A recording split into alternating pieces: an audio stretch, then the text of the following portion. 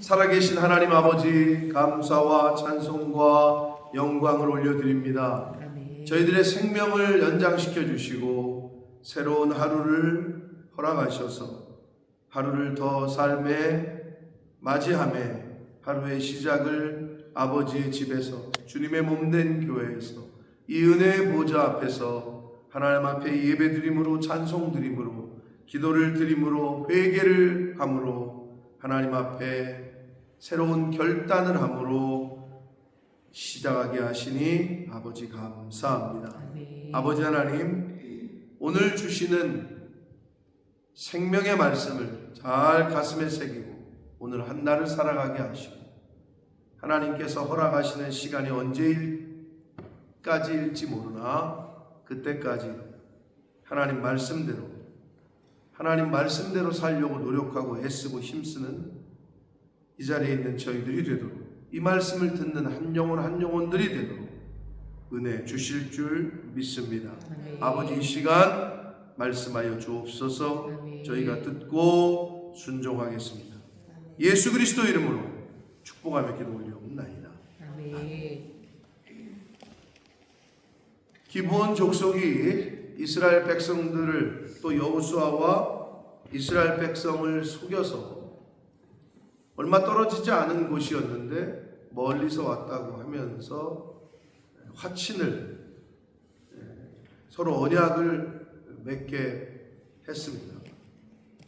그래서 이스라엘 백성들, 정확히 말하면 여호수아와 그의 대표되는 지도자들, 족장들이 어제 말씀 우리가 본 대로 어떻게 할지를 여호와께 묻지 않고 자기들의 생각대로, 판단대로 그들과 언약을 맺었습니다. 자, 이 기브온 족속들과의 언약을 맺어서 그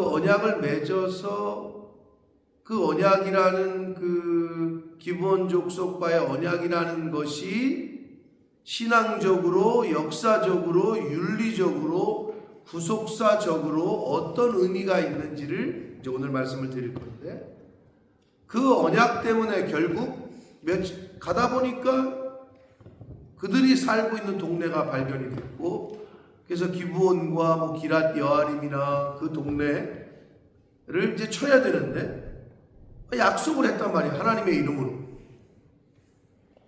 우리 같으면 약속을 깨버리면 되는 건데, 근데 또 그 약속을 안 깨네, 이스라엘 백성들이. 처음부터 하나님이 무서우면 처음부터 물으면 되는데, 그건 또 약속을 깬다는 거는 하나님 앞에 혼날까봐 약속을 깨질 않아요. 앞뒤가 안 맞는 거죠. 그럼 처음부터 묻든지. 근데 약속을 또 깨자니 찝찝하고, 그러니까 살려준단 말이에요. 약속대로. 이제 그 내용이 오늘 이제 기록이 되어 있는 거고, 근데 이제 이스라엘 백성들까지는 몰랐죠. 어떤 언약을 했는지. 저와 여러분이 알아요. 지금 이재명 대통령이 미국 가가지고 어떤 뭐에다가 서명을 했는지. 일반 백성들은 잘 몰라요. 그런 거를. 비슷해.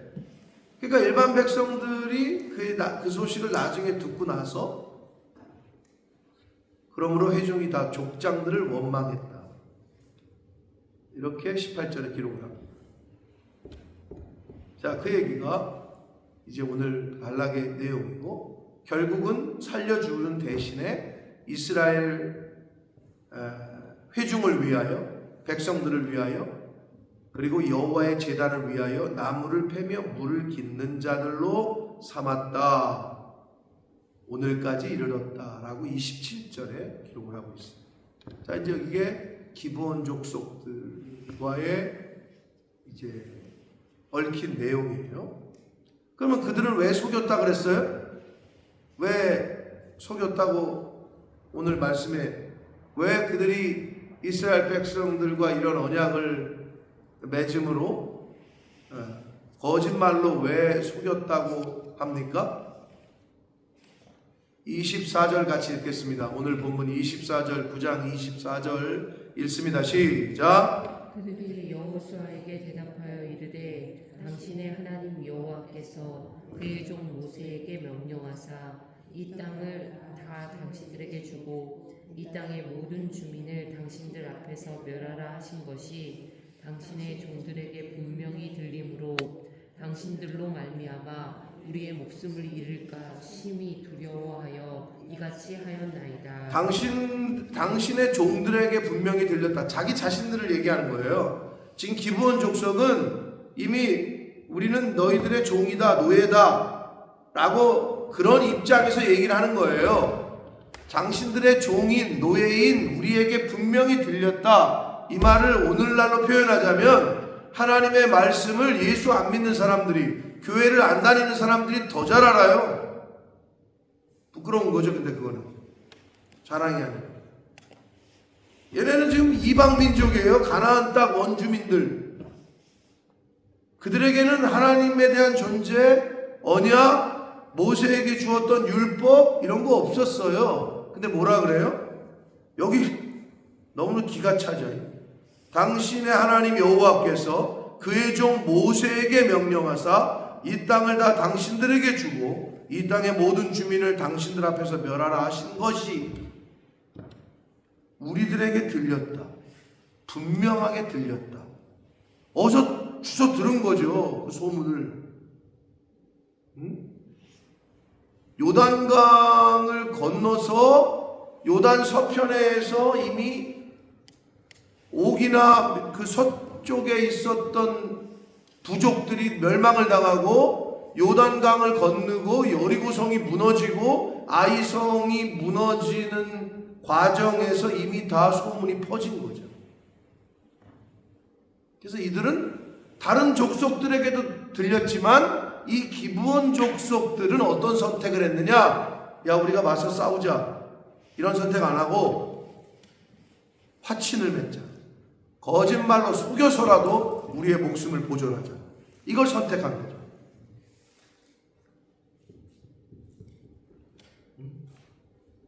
그래서 그렇게 했다고 하잖아요. 자기들 죽을까 봐. 그러니 당신들의 눈에 좋은 대로 우리에게 행하라. 그러니까 여호수아가 이스라엘 회중을 위하여 여호와의 제단을 위하여 나무를 패며 물을 깃는 자들로 삼았더니 오늘까지 이르라. 자, 이제 이게 어제 오늘의 스토리, 기브온 족속과 관련된 스토리예요. 이게 이제 본문에서 성경에서 우리에게 역사적으로 기록해서 알려주고 있는 거예요. 그러면 이제 오늘 내용에서 우리가 본받고 교훈받을 수 있는 건 뭐냐? 회중이 다 족장들을 원망했다. 지도자가 왜 잘해야 되는지를 이제 알 수 있는 거죠. 지도자들이 왜 정신을 똑바로 안 차리면 안 되느냐? 자신들의 선택과 말과 행동 하나하나가 국민들의 삶에 지대한 영향을 끼치기 때문에. 괜찮았던 환율이 작년 12월, 작년이에요? 재작년이에요 벌써? 재작년이 돼버렸네. 12월 3일날 비상계엄이라는 걸 선포해가지고 2025년 한 해 동안 환율이 갑자기 1,500원대에 있던 파운드 환율이 1,900원, 2,000원을 찍을 상황까지 갔었죠. 그게 뭐라고? 그 사람의 잘못된 판단 하나가 전 세계 대한민국이라는 그 나라의 신용도를 떨어뜨리고 했던, 예를 들면 그 잘못된 판단 하나가 전 국민들 또 해외 나와서 사는 동포들까지 삶에도 영향을 끼친 거죠. 그런 거예요. 지도자가 잘못 판단을 하면, 가정으로 말하면 엄마 아버지가, 또는 정확히 뭐 옛날에는 아버지가 주로 뭘 했으니까 나가서 바깥 일을, 아내 일은 여자가 했었죠. 예전에는. 요즘은 뭐 많이 바뀌었어요. 그래서 안사람 바깥사람 이렇게 얘기했잖아요. 자, 근데 아무튼 부모님이 잘못된 판단을 내리면 누구까지 고생해요? 자식들까지 고생해요. 당연한 거죠. 근데 부모님이 잘 판단을 하면 자식들이 편하죠. 부모님이 독립운동을 했으면 그 손주들, 후세들은 명예를 얻고 실제적인 도움을 얻어야 되는 게 맞지요. 나라를 배신했으면 숨어 살고 회개하며 살아야 되는 게 맞지요. 독립운동을 하면 3대가 망한다. 이런 건 나라가 아닌 거죠. 하나님의 나라를 위하여 힘쓰고 애썼는데 아무것도 없다. 그게 무슨 하나님이에요? 그게 무슨 공의고, 그게 무슨 정의고, 그게 무슨 평등이에요? 그러나 이 땅에 대한민국처럼 독립운동을 하면 나라를 위해서 힘쓰고 애쓰면 3대가 망하는 친일을 했는데도 불구하고 그 후손들이 떵떵거리고 사는 그런 걸 우리의 눈으로 목격하지만 공의가 없고 정의가 사라진, 그러나 하나님의 나라는 그렇지 않다. 하나님께서는 다 보고 계시고 계수하시고 카운트하고 계십니다. 심지어 내 이름으로 목말라 하는 사람에게, 힘없는 사람에게 냉수 한 그릇이라도 대접한 것까지도 내가 결단코 그 상을 잃지 않을 것이다. 아멘. 아멘. 아니 그게 없으면은 왜 얼굴 처음 보고 좀 이따 갈 애들을 우리가 그렇게 이 고생하면서 그러겠어요. 세상 사람들처럼 어떻게 하면 쟤한테서 돈을 뺏을까? 어떻게 하면 저 주머니에서 돈이 나오게 할까? 이러고 살아야지. 그게 아니니까 주면서 사는 거예요. 그게 아니니까 섬기면서 사는 거예요. 하나님의 나라는 세상 나라와 같지 않아요. 물론 세상 나라들도 그렇게 안 하는 나라들이 있고 그러지 말아야 되죠. 그 나라를 위해서 헌신했으면 나라가 책임져 줘야죠. 그게 공의롭고 정상적인 나라지. 그렇잖아요. 지도자가 잘못하면 이건 다 힘든 거예요. 그러니까 원망했다라고 나오잖아요. 자, 이 기브온족 속에 얽힌 스토리를 여러분이 들었어요. 그럼 이제 오늘 우리가 생각할 거는 이제 조금 잘 적으셔야 돼요. 그리고 이거는 조금 성경에는 없지만 그 역사적 사건을 통해서 우리가 생각해 볼 만한 거를 얘기를 할 건데, 1차적으로는 이 기브온 족속들을 살려준 이스라엘 백성들의 하나님에게 허락을 득하지 아니한 자신들의 뜻대로 했던 이 언약이 어떤 결과를 초래했느냐? 하나님은 가나안 땅을 이스라엘 백성들에게 약속하시면서 첫 번째 조건이 완전히 헤렘, 진멸하라, 이거였어요. 그런데 기브온 족속과의 언약 때문에 가나안 땅에 있던 원주민이었던 그들을 완전하게 깨끗하게 정리가 안 돼요. 즉 완전한 가나안 정복의 장애가 되는 결과를 초래했다. 그래서 이것이 훗날 어떻게 이어지느냐? 가나안 땅 정복이 끝나고 하나님의 나라가 이제 국민 주권 영토인데, 나라의 3요소가 국민 이스라엘 백성들, 주권은 하나님, 영토는 이제 땅이 생겼어요. 그래야 나라란 말이야. 근데 이 하나님이 세우시는 이 나라가 이제 셋업이 되면서 정복 전쟁이 끝내고 사사기로 넘어가면 사사기 1장에 어떻게 되느냐? 이스라엘 백성들이 결국 이 기브온 족속들과 같이 살게 되면서 암덩어리를 100%를 제거해야 되는데 90%만 제거하면 그 10%의 암덩어리가 어떻게 돼요? 전이가 되면서 다른 데까지도 암이 전이가 돼요. 그러면 죽는 거예요.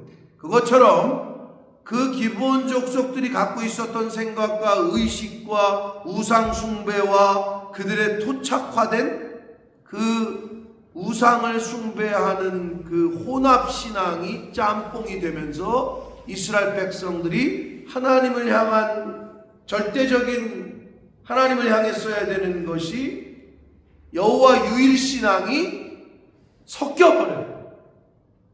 하나님을 섬기는 것도 좋지만 저 멋있는 저 염소 대가리에다가 절하는 것도 괜찮은 것 같은데 이러면서 섞여버려요. 혼합신앙, 우상숭배의 시초가 되게 되는 결과를 낳게 됐어요. 자, 그게 이제 기본 족속들과의 하나님에게 묻지 않고 한 언약한 결과죠. 역사적으로. 그 다음에 기본 족속을 살려준 것 때문에 지도자들의 신뢰의 문제가 생겼어요. 아까 우리가 본 대로 18절에 공동체 내부에 불만과 긴장이 생기게 됐어요. 저 지도자들을, 저 족장을 우리가 믿어야 되나? 저 리더를 우리가 믿어도 되는 거야? 라는 생각을 백성들 전체에서 하게 되는 거죠. 그 한 번의 잘못된 판단 때문에. 자, 이게 표면적으로 드러나는 거고요. 자, 이제 신앙적 교훈은 어떤 거냐? 이 기본 족속과의 이 하나님께 묻지 아니하고 언약을 한 것 때문에 신앙적으로는 하나님의 뜻을 묻지 않으면 실패한다라는 교훈이에요.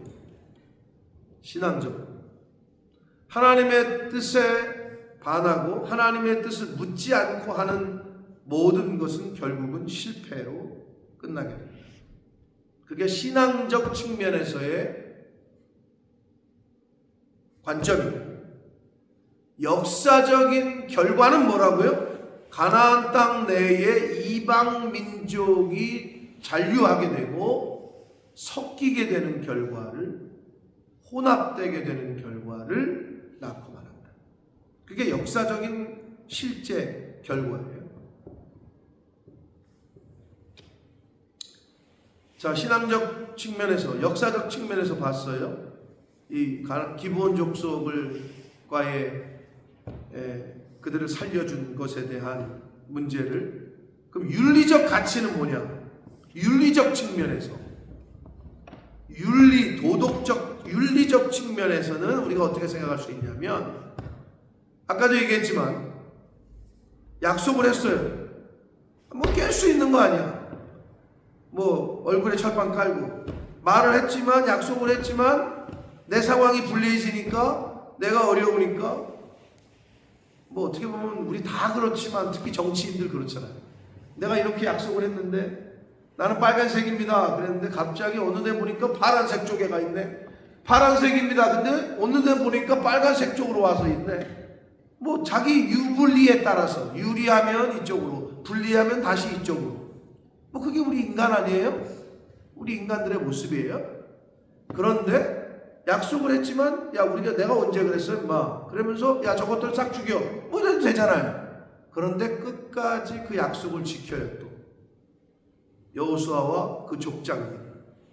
그래서 백성들은 막 여기서 들끓지만 저것들 싹 죽여야 되는데 못 죽이게 해. 왜? 자기들이 약속을 했거든. 즉 맹세와 언약의 무게가 이렇게 크다는 것을 윤리적 측면에서는 이 사건을 통해서 우리가 엿볼 수 있다. 윤리적 측면에서는. 자, 그러면 마지막으로 구속사적인 의미는 뭐냐? 이 말 자체가 좀 어려울 수 있겠는데, 하나님의 역사적 사실을 하나님의 관점에서 구속사, 즉 인간을 구원하는 측면에서 이렇게 보자면, 그 사건 자체를 구속사적인 측면은 뭐냐? 자, 이 기브온 족속들이 결국은 어떻게 됐다고 오늘 27절에 말씀하고 있어요? 그들을 여호와께서 택하신 곳에서 회중을 위하여, 이스라엘 백성들을 위해서, 그리고 여호와의 제단을 위하여 나무를 패며 물을 깃는 자들로, 그런 일로 쓰이는 종으로, 노예로 삼았다는 거잖아요. 여호와의 제단을 위하여 나무를 패며 물을 깃는 자들, 즉 하나님의 성전에, 하나님의 제단에 물론 나무를 패고 하나님의 교회에 쓰일 장작을 패고 하나님의 제단에 또는 제사에 예배에 드려질 물을 기르는 거. 야, 밥 해야 되니까 가서 수돗물이 없으니까 물 좀 길어와. 그런 일을 하던 사람들로 썼다는 건데, 그럼에도 불구하고 그들이 하나님의 제사, 즉 제단, 성전에 쓰이는 일에 일조를 했다는 거죠. 누가? 이방인이. 성경에는 철저하게 하나님의 성전에 관련된 일은 레위인들, 구별된 사람들만 하게 했었어요. 근데 갑자기 이 기브온 족속들과의 하나님의 허락을 득하지 아니한 인간의 실수죠. 인간의 실수로 한 약속이지만 하나님께서는 그거를 하나님의 성전에 하나님의 일에 쓰임받는 어떤 허드렛 일 같이 보이지만 그래도 그 일을 하게 허락하셨다는 거예요. 즉 이건 뭐냐? 이스라엘의 불순종이 만든 실수인 사건이거든요. 기브온 족속을 살려둔 거는 이스라엘이 분명히 실수를 했어요. 인간이 실수를 했지만 동시에 이거는 어떤 걸 우리에게 교훈하느냐? 하나님은 그 인간의 실수조차도 사용하신 사건이다. 하나님의 성전에 거룩한 일에 물을 기르고 장작을 패는 아주 허드렛 일 같은 것이지만 그 이방 민족을 사용하신 것처럼 하나님의 구원은 이스라엘 사람들에게만 있다라고 오늘날까지도 그렇게 생각하는 유대인들, 자신들만 선택받았다, 자신들만 하나님의 백성이다 라고 생각하는, 오늘날까지도 그렇게 생각해 이스라엘 사람들은. 그런데 이미 이때부터 이방 민족도 성전 제사에 관련된 일에 동참을 시켰죠. 구원은 예루살렘을 넘어 사마리아를 넘어 온 유대를 넘어서 땅끝까지 전파되고 예수를 그리스도로 믿는 자가 하나님의 자녀가 되는 권세를 주신다. 이게 이제 신약의 개념이잖아요. 이미 이때부터 구속사적인 측면에서는 하나님은 이거를 교훈하고 계셨던 것이다. 그게 바로 기브온 족속을 인간의 실수로 맹세를 함으로 살려둔 그 인간의 실수를 하나님께서는 구속사적인 측면에서 그 실수조차도 사용하심으로 우리에게 교훈을 해주신 사건이다라는 거예요. 그러니까 굉장히 중요한 교훈과 의미를 담고 있는 거죠. 그러나 이스라엘 백성은 지금까지도 자기들만 구원받는다고 생각하고 있어요. 그거를 선민사상, 자신들은 선택받은 민족, 선민사상. 그래서 구별하기 위해서 이스라엘 사람 유대인들은 이거 머리 위에 이거 동그란 거를 얹고 다니잖아요. 그게 표시예요. 여기 머리 위에다가 동그란 거 이렇게 톡. 모자 같지도 않죠. 그게 모자 같지도 않고 그 동그란 거를 여기다가 하고 다니고, 또 자신들만의 구별대 이 브랜다로 이렇게 막 꽈가지고 이렇게 하고 다니죠. 그거 안 하면 안 되는 것처럼 예수 그리스도를 인정하지 않고 있기 때문에 안타까운 거죠. 언약을, 하나님을 처음 만났던 민족이었는데, 하나님의 말씀을 처음 들었던 민족인데 마지막까지도 예수 그리스도를 부인하는 민족이 돼버렸죠. 아이러니하죠.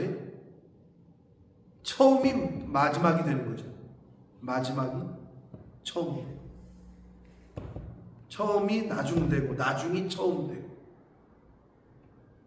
자, 기본 족속을 살려주게 된 이 역사적 사건은 이런 측면에서 우리가 생각을 해볼 수 있다라는 겁니다. 굉장히 의의가 있죠. 분명한 인간의 실수였어요. 근데 하나님은 이것까지도 사용하죠. 저와 여러분도 마찬가지예요. 인간이 실수 안 하는 사람은 없어요. 근데 우리는 뭘 믿어야 되느냐? 전지전능하신 하나님께서는 저와 여러분의 실수까지도 선하게 이끄실 수 있는 분이십니다. 아멘. 그렇다고 뭐 아무렇게나 살라는 게 아니고 최대한 말씀대로 살아야 되지만, 여호수아가 잘 나가다가 여기서 실수를 했단 말이에요. 여호와께 묻지 않고 지네들 마음대로 언약을 했고 계약을 했다. 이걸 오늘날 우리 신앙에서는 어떻게 해요? 그럼 제가 뭘 알겠어요? 목회자가 뭘 알아요? 잘 모르잖아요. 그럼에도 불구하고 여러분 어떤 계약을 하고 무엇을 하고 물어야 되는 거예요. 묻고 안 묻고는 본인의 자유지만 그 결과 또한 본인이 지는 거예요. 근데 물었어요. 하나님께 물었어요. 목사님께.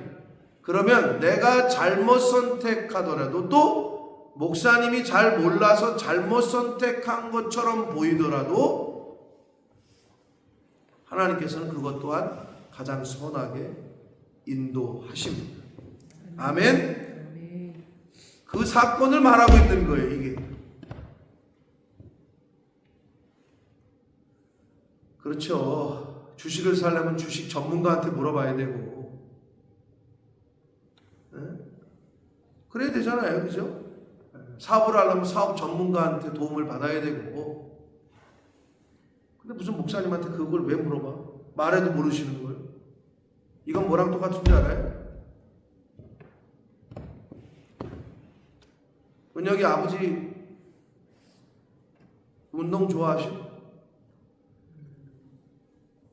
하실 줄 아는 운동이 뭐예요?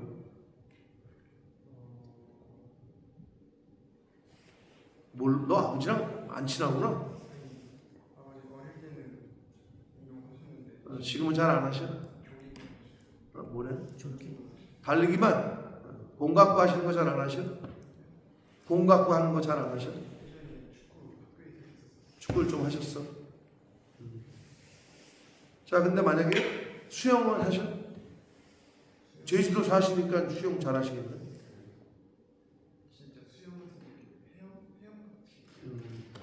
수영하고 헤엄을 구분해서 얘기를 하네.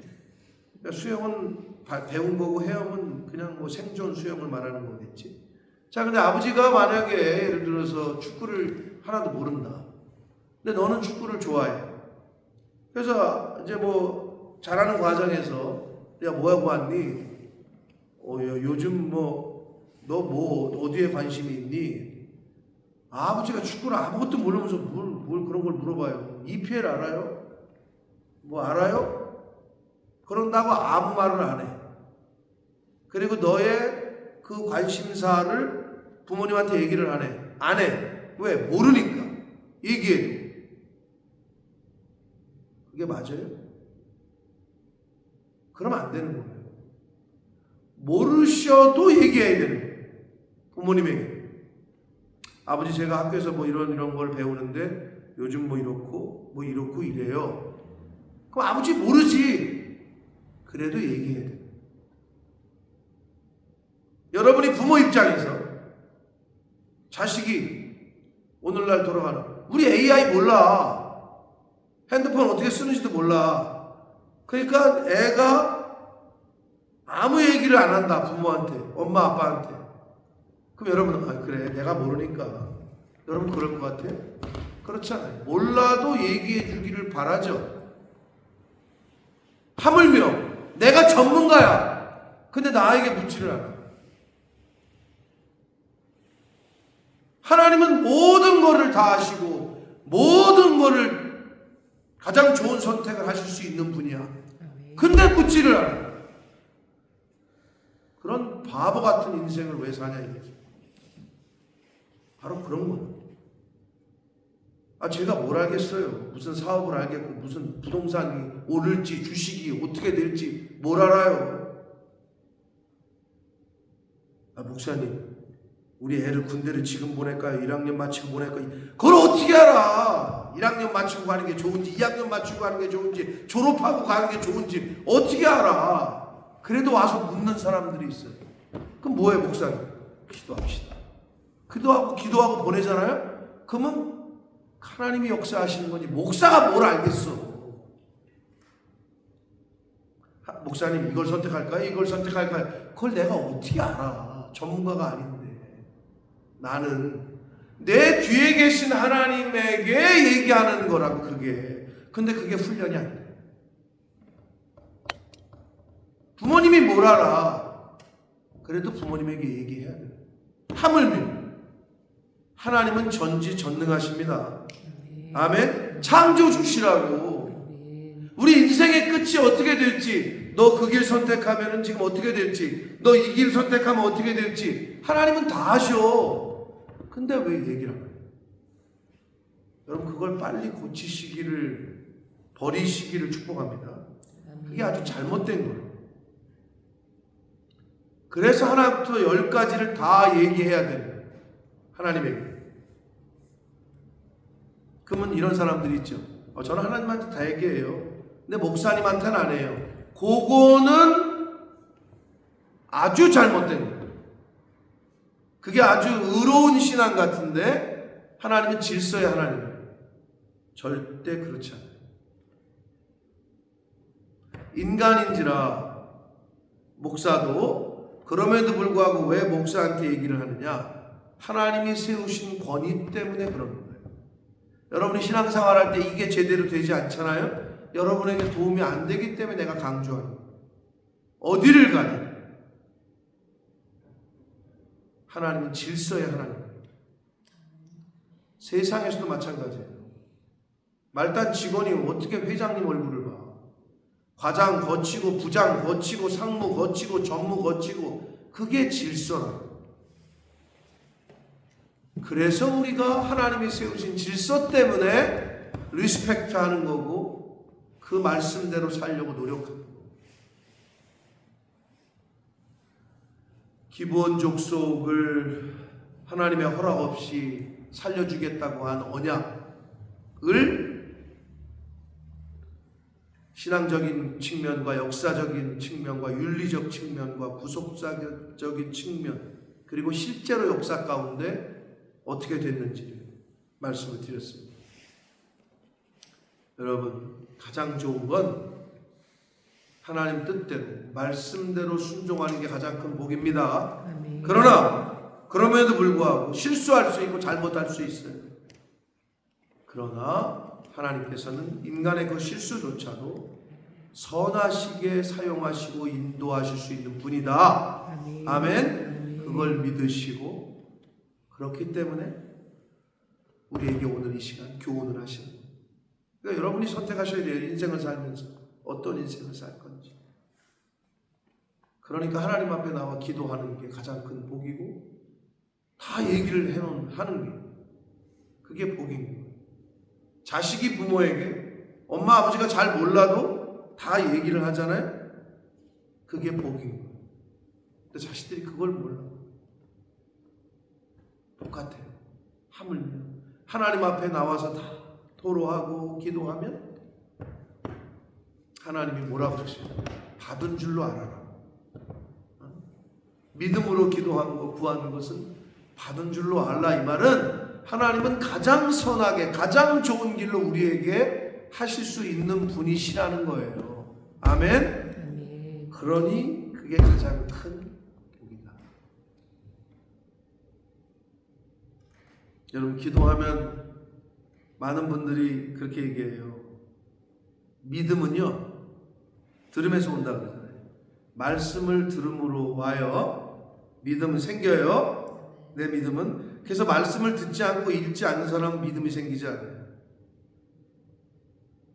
근데 기도는 뭐냐? 기도는 하나님의 능력을 경험하는 거예요. 그런데 왜 기도에도 아무 능력이 안 일어나는 줄 알아요? 말씀을 기초로 하지 않는 기도를 하기 때문에 그래요. 내 인간적인 욕구, 욕심,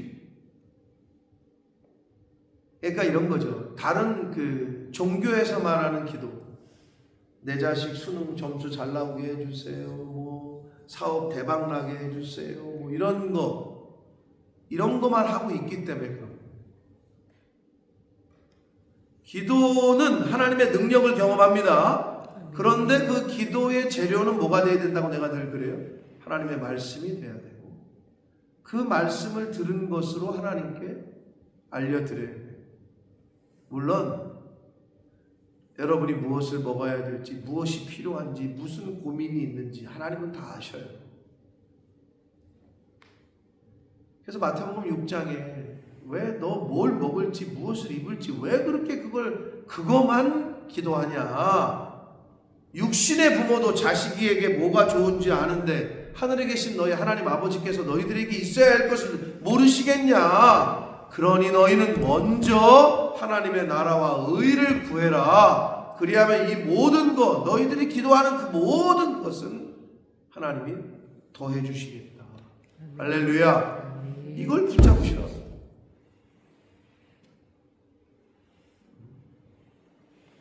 기부원 족속과의 인간의 실수로 맺어진 언약을 여러 측면에서 우리가 생각을 했습니다.